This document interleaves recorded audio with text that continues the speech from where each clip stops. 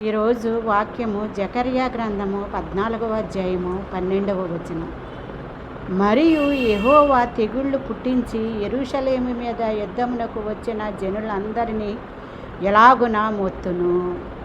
వారు నిలిచియున్న పాటుననే వారి దేహములు కుళ్ళిపోవును, వారి కన్నులు తొరలలో నుండియే కుళ్ళిపోవును, వారి నాలుకలు నోటిలో నుండియే కుళ్ళిపోవును.